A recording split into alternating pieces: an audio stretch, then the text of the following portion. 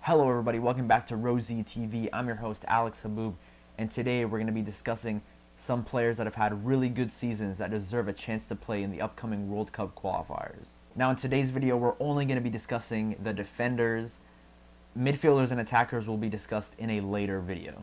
These players that I will be discussing have either been uncapped for their country, or they haven't been capped in a while, or the third option is they have been capped but they just haven't had much of a chance to actually show off their stuff and play in an actual game. I have 8 players that I'll be talking about today, and first we're going to start off with Phil Jones, the Manchester United defender. Jones was integrated into the Manchester United team by Mourinho in mid to late November, and ever since then he's been an absolute rock at the back. United have a great defensive record, and Phil Jones honestly has been playing the best football of his entire career.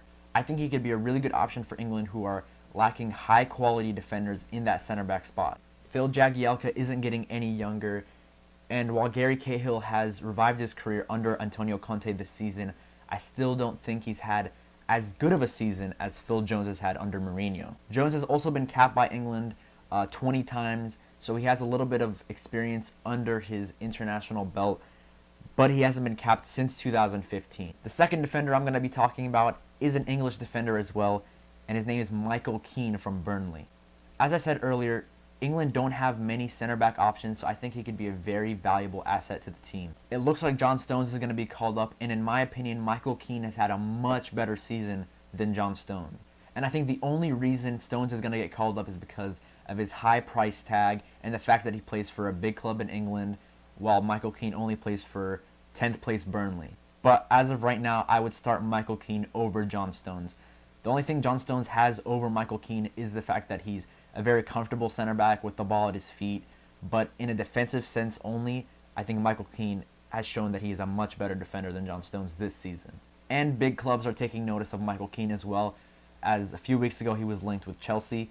It didn't pan out, but it could still be a summer transfer that we could see. My third defender is Willie Orban from RB Leipzig. Leipzig are currently second in the table. They've conceded 16 goals in the league, which is the third best defensive record in the Bundesliga. And a big reason why they've been so excellent defensively is because of Willie Orban. He's excellent in the air, winning 4.6 aerial duels per game. Now it's going to be hard for Orban to get a starting spot in the team because Hummels and Boateng have that locked down. But there's no reason why he shouldn't be called up. I think he could compete with Shkodran Mustafi for a third center back spot. The fourth defender I want to talk about is another RB Leipzig defender, Marcel Halstenberg. An extremely versatile left back. He's averaging 2.3 tackles per game, 2.7 interceptions per game, 1.1 key passes per game, 1 dribble completed per game. It just shows you that he can go up the park and he can defend as well. I think he could provide some healthy competition with Jonas Hector, who kind of has that left back spot for Germany locked down at the moment. But Halstenberg is playing for a team that's second in the league right now, and I think Jogi Löw really needs to use a lot of Germans from that team because there's a reason why they're competing with Bayern Munich this season. My fifth defender is Ricardo Pereira, who's on loan to Nice from Porto. He's a very good attacking right back who can also play left back as well, and he's been capped by Portugal before, but he hasn't been capped since 2015.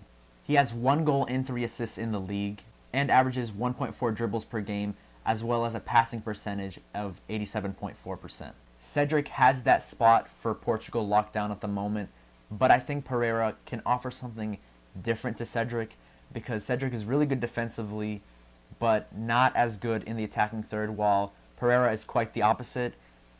Defensively, he's okay, but in the attacking third, that's where he thrives. The sixth player I want to talk about is Benjamin Mendy for Monaco. He has 3 assists in all competitions, and I think he could be a young, fresh option for Le Bleu. And with Evra getting up there in age, there needs to be a left-back replacement. I think Benjamin Mendy has been fantastic this season for Monaco, who are top of the table in Liga currently, and I think he'd be a great option for Didier Deschamps. The seventh player I want to talk about is Victor Ruiz for Villarreal. He's averaging 2.2 interceptions per game and averages 4.2 clearances per game as well. He's 28 years old in the prime of his career, and he's surprisingly uncapped for Spain.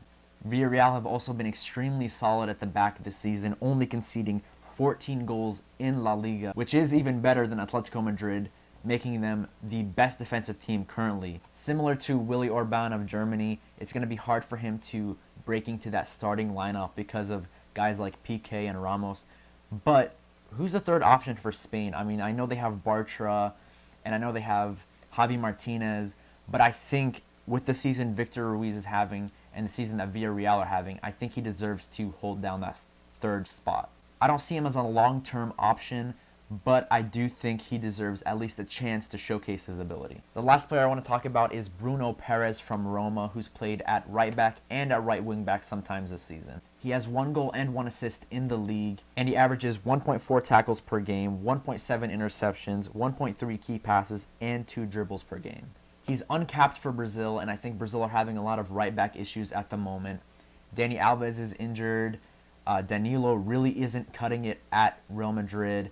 So I think the best option is to bring in someone like Bruno Perez from Roma. He hasn't set the world alight, but with the injury to Dani Alves right now, I think he could be a good option, and it really doesn't hurt to give him a chance at least. Now, those are my 8 defenders that I think deserve to have a chance in the next World Cup qualifying matches in March. If you think I missed out on any defenders, please let me know in the comment section below. Please like, share, and subscribe, and also comment on any future football videos you want me to make. There you have it, ladies and gentlemen. Thank you for watching Rosie TV.